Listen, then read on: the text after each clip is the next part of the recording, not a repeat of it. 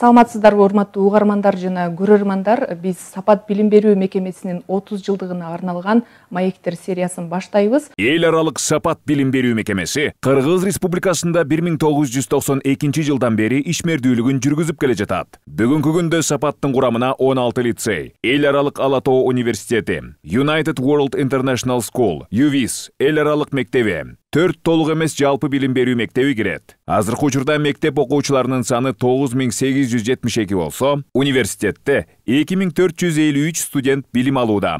Бүгүн жалпы Сапат билим берүү мекемеси 30 жылда жетишкен ийгиликтери, алдыга койгон пландары жана аткарган иштери боюнча аталган окуу жайдын, окуу мекемесинин жетекчисинин орун басары Амирбек Султанмуратов менен маек курабыз. Саламатсызбы, Амирбек мырза? Биздин эфирибизге куш келипсиз.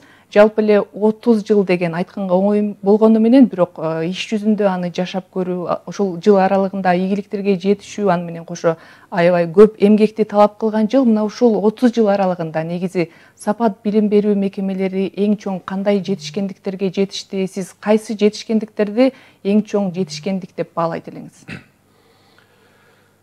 Саламатсыздарбы? Биринчиден бизге ушул мүмкүнчүлүктү бергениңиздер үчүн сиздерге чоң рахмат, чоң ыраазычылык. Эл аралык Сапат билим берүү мекемесинин башкы жетекчилигинин атынан.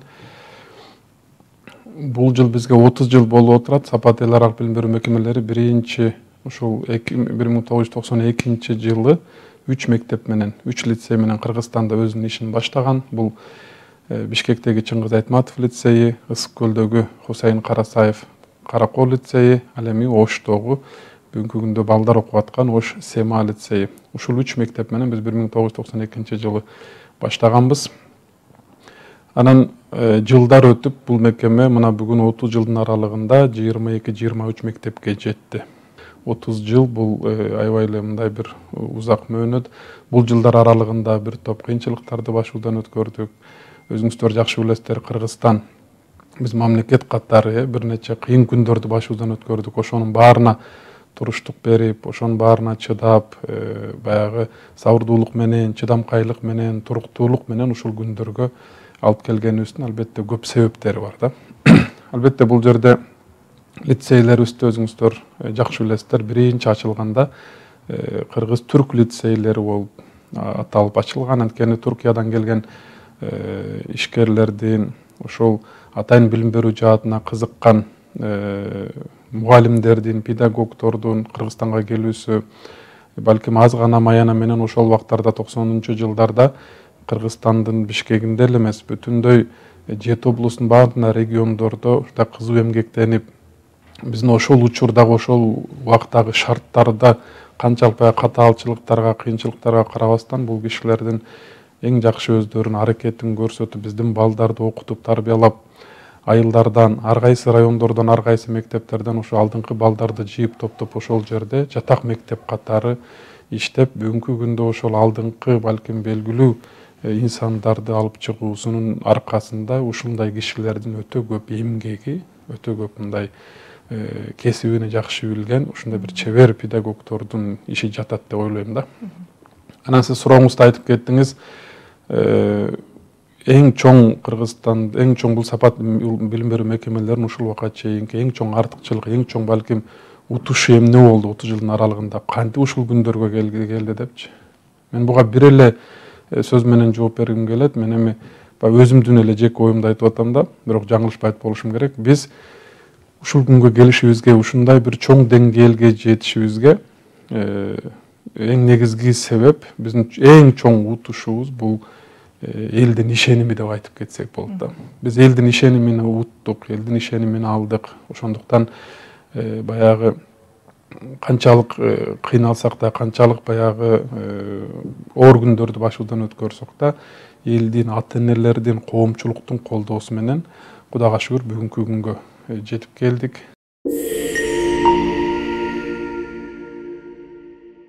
Элди көбүнчө ата-энелерде ишенимди жаратуу үчүн кандай аракеттерге бардыңыз? Эмне себептен сиздерге ишенет? Кандай өзгөчөлүктөр бар? Мисалы үчүн мугалим тандоодо бир өзгөчөлүктөргө карап тандайсыздарбы? Тарбия берүүдө эмнелерге басым жасайсыздар?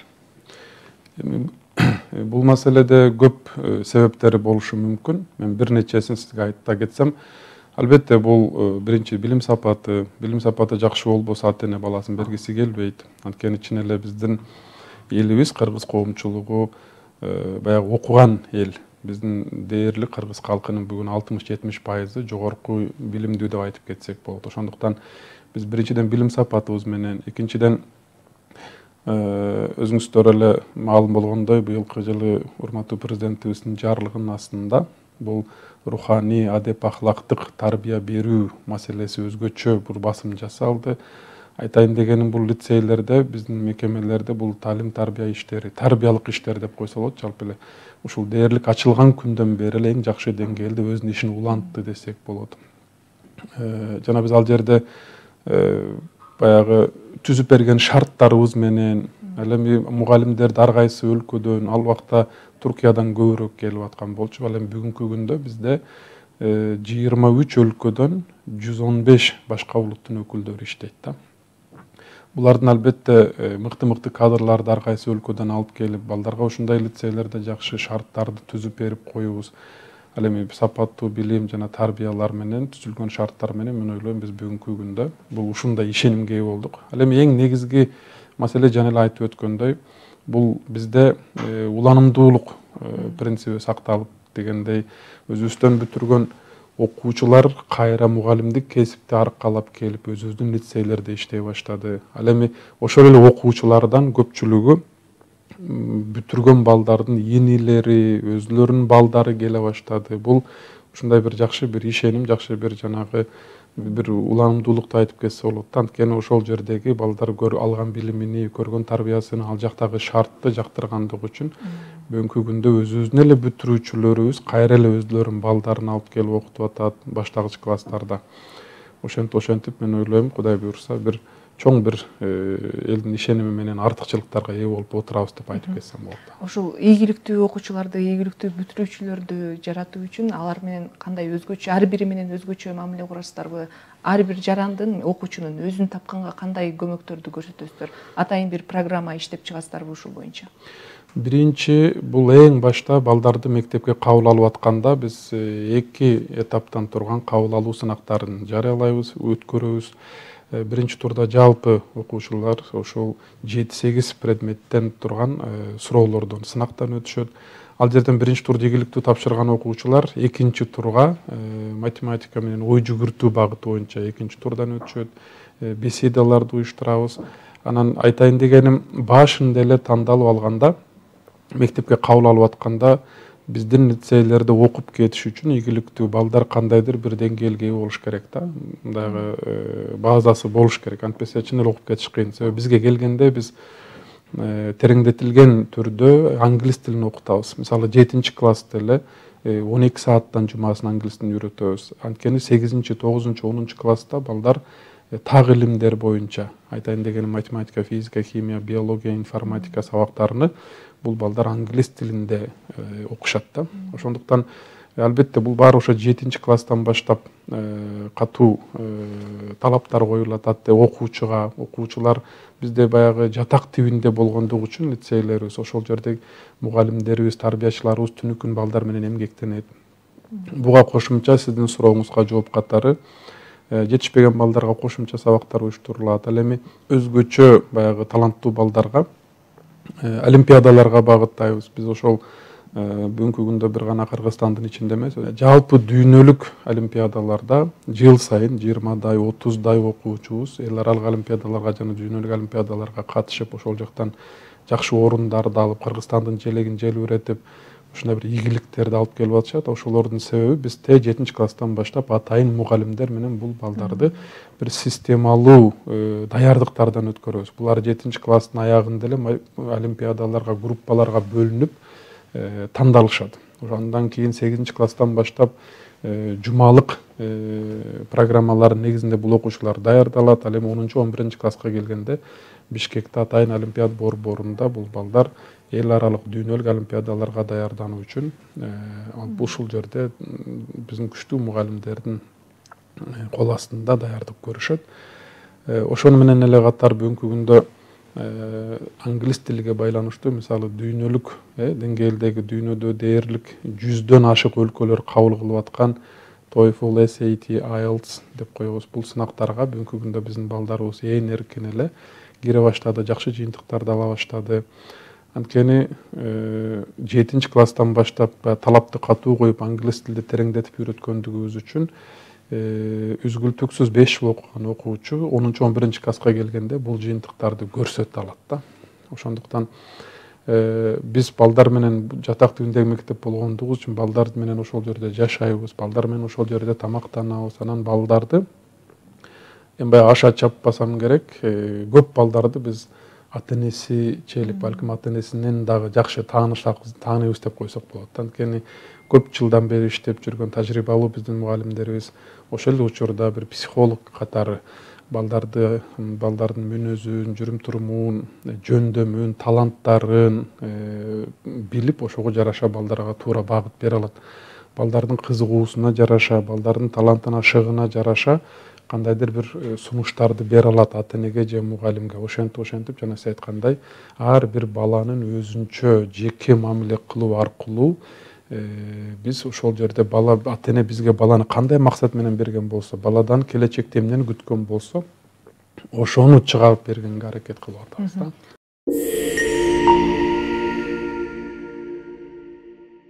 Ушул 30 жыл аралыгында жалпы канча окуучу дүйнөлүк олимпиадаларга катышып, ийгиликтерге жаратты?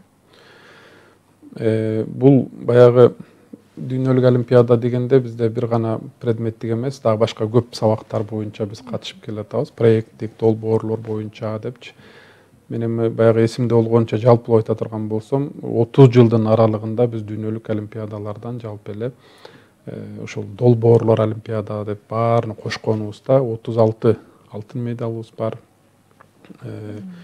200ге жакын күмүш медалыбыз бар, ал эми 270ге жакын бронз медалдарыбыз бар. Дээрлик бир 500-600ге жакын ушундай бир жакшы жыйынтыктарыбыз бар да. Бул албетте түрлөрү көп. Мен баарын кошкондо айтып атам. Ал эми предметтик олимпиадалар боюнча дүйнөлүк немеде албетте алтыныбыз бар.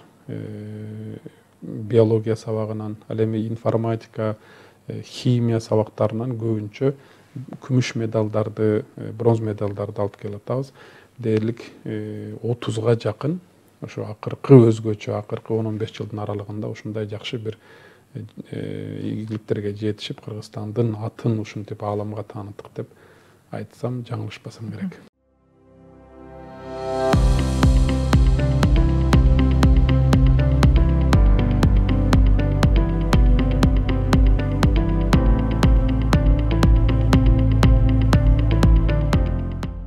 Негизи ошончо чоң республикалык эмес дүйнөлүк деңгээлге олимпиадаларга катышкан окуучулардын кийинки этапта кайсы өлкөлөрдөн билим алып атат? Жалпы эле бүтүрүүчүлөрүңүздөрдүн кийинки билим улантуусу кайсы өлкөлөрдө жүрөт? Атайын бир багыттарды бересиздерби же университеттерде сүйлөшүп бересиздерби? Кандай болот? Бизде бүгүнкү күндө лицейлерде жалпы 16 лицейдин баарында College and Career Counseling деген бир өзүнчө бир департамент деп койсо болот. Ушундай кафедра иштейт да. Булар ошол 10-11 класстын балдарыны мындай профконсультант катары чет өлкөдөгү окуу жайларга даярдашат. Дээрлик муну биз 9-класста акырындан анкеталар менен баштайбыз, беседаларды жүргүзөбүз, ата-энелер менен сүйлөшөбүз. Анан ушундай сүйлөшүүлөрдүн натыйжасында биз 10-11 класстын балдарыны профилдерге бөлүп окутабыз. 3 багыт боюнча: инженердик, гуманитардык, ал эми медициналык деп 3 тармакка, 3 багыт боюнча бөлүп окуучуларыбызды 10-11 класста окутабыз да. Ошол жактан ата-эне менен балдар, мугалим, класс жетекчилери баары кеңешип туруп, бир өзүнүн багытын тандаган болот. Анан биз ошол жакка эмнелер керектүү мындан ары? Биздин ар бир лицейде атайын жооптуу ушундай колледж каунселерлер бар. Булар ошо дүйнөдөгү эл аралык бүт университеттерге, мисалы бүгүнкү күндө мисалы айтып койсо болот, өткөн эле жылы 2021-де биздин 700 бүтүрүүчүбүздөн 340 чет өлкөгө окуганы кетти да. Ушул балдарды мисалы үчүн дүйнөдөгү кайсы университеттерге, кандай ал университеттердин талаптары бар экен, эмнени билиш керек экен, англис тили деңгээли канчалык деңгээлде болуш керек, ушулардын баарыны баягы жакшы билген биздин профконсультанттар балдарды ошол 9 классты бүтүрүп 10 класска келгенде даярдана башташат да. Ушулардын жыйынтыгында окуучуларыбыз англисче сынактарга киришет, TOEFL, SAT, IELTS деп себеби чет өлкөдөгү университеттердин баары эле эл аралык университеттер англис тилинде билим берген.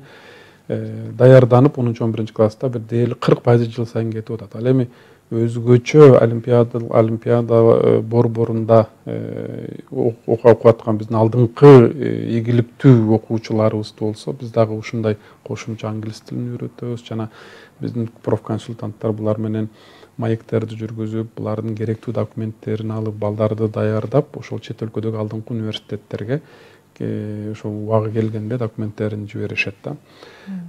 Бул боюнча мактангандык эмес, мисалы үчүн ушундай бир жакшы жыйынтыктарыбыз бар.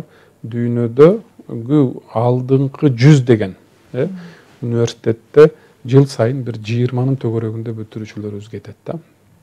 Мисалы өткөн жылдары 23, эң жакшы болгон жылдары 2019-дарда 30 бүтүрүүчүбүз, өткөн жылы кайра эле 28, ал эми азыр деле үмүт кылып атабыз, бир 30га жакын бүтүрүүчүлөрүбүз дүйнөдөгү эң алдыңкы 100 университеттен ушундай чакыруу кабыл алышат да.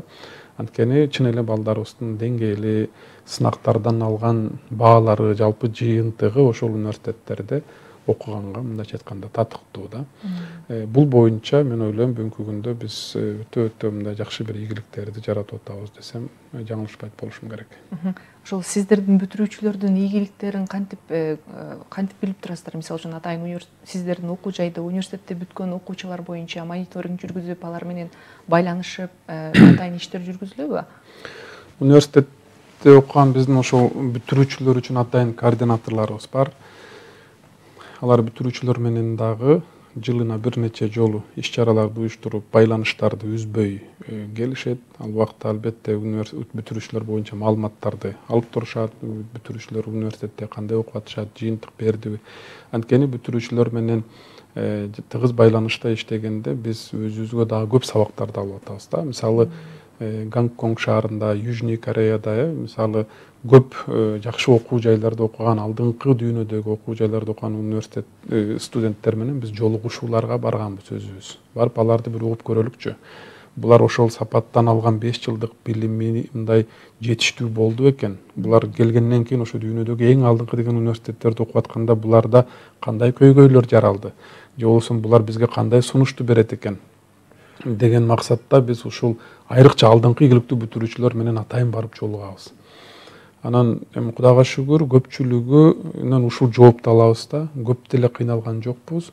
Анткени бизде ушул Сапат эл аралык билим берүү мекемелериндеги окутуу системасы түзүп берген шарттар балдарды ошол нерсеге, ошол деңгээлге чейин даярдап коет экен. Эң негизгиси, эң башта англис тилде жакшы билишет, кадимкидей сүйлөй башташат.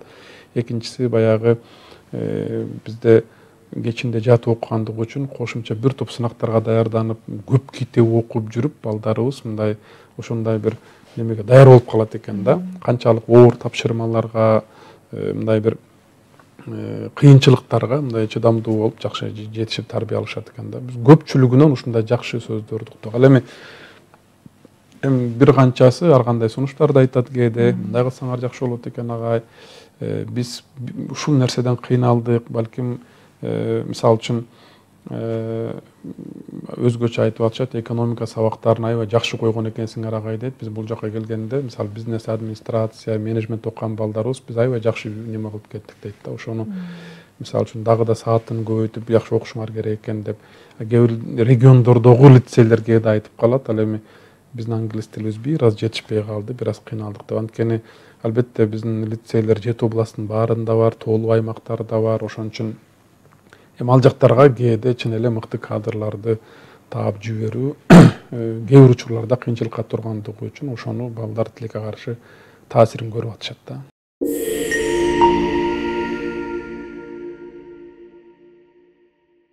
Ошол Сапат эл аралык билим берүү мекемеси өзү эң алдыңкы мекемелердин бири болуп эсептелет. Ошол эле учурда баасы дагы бардыгынын капчыгына туура келе бербейт. Бул учурда сиздер жалпы коомчулукта мисалы үчүн таланттуу окуучулар үчүн кандай жеңилдиктерди бересиздер? Биринчиден, албетте биздин мекемелерибизде окуу бул акылуу, кандайдыр бир төлөмдөрдүн негизинде биз балдарды кабыл алабыз. Бирок ата-энелер көбүнчө баягы туура түшүнбөй калышат да. Мен ошол нерсени мүмкүнчүлүктөн пайдаланып жакшы силерге түшүндүрүп берейин. Бизде бул окуу төлөмдөрү дифференциалдуу каралганда, региондордо ар кандай. Бишкекте мисалы үчүн $3500 болсо, же болбосо 250 000 сом болсо, ал эми региондордо бул ошол элдин шартына жараша. Нарында башка, 1800 деп, ал эми Таласта башка, алыскы Кадамжай районунда башка да. Ошон үчүн биринчиден ушинтип баягы ар бир жердин өзүнүн жашоо шартына, элдин баягы капчыгына туура келгидей кылып биз ошентип дифференциалдуу каралган бул маселе. Ал эми экинчи жагы лицейлерибизде атайын бул жеңилдиктер боюнча жоолорубуз бар.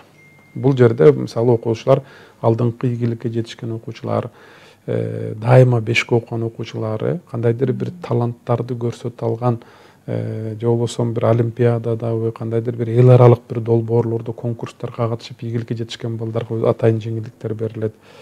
Көп балалуу үй бүлөлөргө жеңилдиктер каралган. Жыл сайын дээрлик жалпы сапаттын деңгээлинде биз Кыргызстан боюнча жыл сайын бир 20-га жакын окуучуну, жетим балдарды бекер окутуп беребиз. Эки бир тууган бирдей окуса, ата-энеге оорундук түшпөш үчүн аларга бир кандайдыр бир 10% жеңилдиктерибиз бар дегендейчи.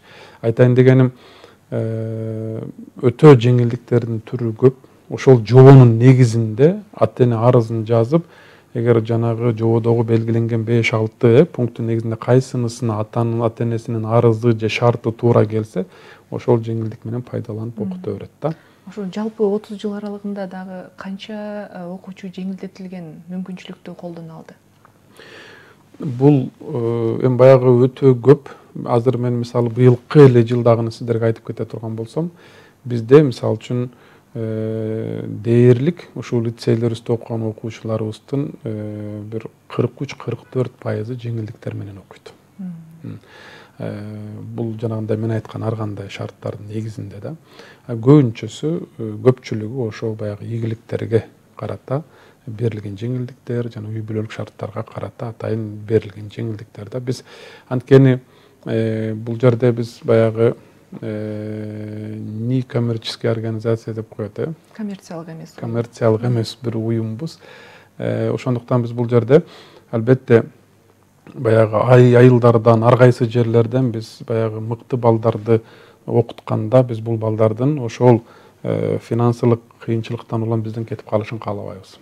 Бала эгер сабагы жакшы болсо, билими жакшы болсо, кызыгуусу болсо, биз албетте мындай балдарга шарт түзүп берип, бүт баягы региондордогу айылдардан ошондай алдыңкы балдарды чыгарып бергенге аракет кылабыз. Мүмкүн болушунча азыр жеңилдиктердин көпчүлүгүнү ошол багытта дагы колдонгонго аракет кылып атабыз.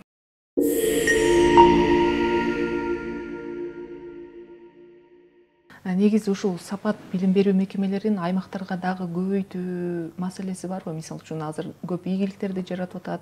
Мисалы башка аймакта дагы ошондой арзаныраак кылып ачса болобу? Негизи алдыда пландарыңыздар кандай?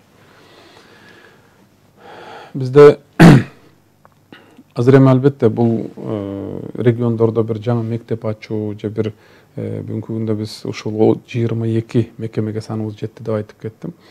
Мунун санын көбөйтүү бул биздин максатыбыз да.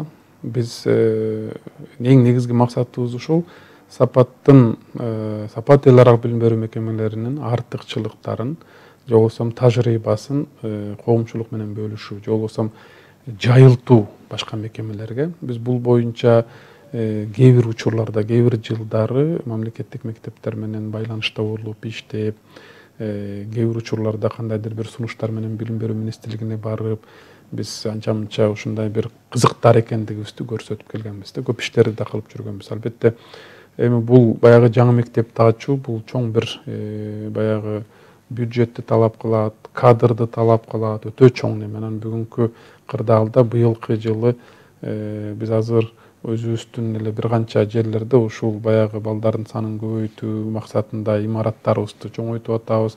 Себеби анткени чын эле ата энеден талап көп да. Биз мисалы бир жылда жалпы сапат эл аралык билим берүү мекемелерине Кыргызстан боюнча 2000 окуучуну кабыл алсак, дээрлик бир 50 000–60 000 ата эне мындайча айтканда кайрылып атат да. Коомчулукта талап көп. Албетте буга жооп бере албайбыз да. Кудайга шүгүр, бизден башка дагы акыркы жылдары жеке менчик окуу жайлары көбөйө баштады.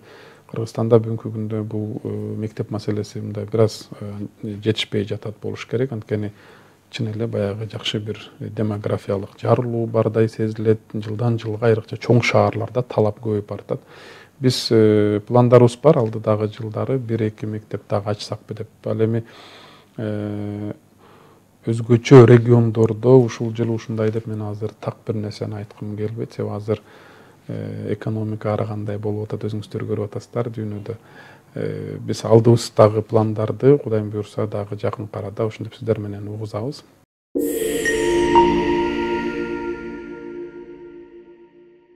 Амирбек мырза, сиздин биздин сунушту кабыл алып келип кызыктуу маек куруп бергениңиз үчүн ыраазычылык билдиребиз. Жалпы Сапат билим берүү мекемесинин жамаатын 30 жылдык мааракеси менен куттуктайбыз. Мындан ары ишиңиздерде дагы ийгиликтер болсун. Урматтуу угармандар жана көрөрмандар, биз бүгүнкү берүүбүздү жыйынтыктайбыз. Бүгүн Сапат билим берүү мекемесинин 30 жылдыгына арналган атайын чыгарылыш болду. Кийинки эфирден көрүшкөнчө саламатта туруңуздар.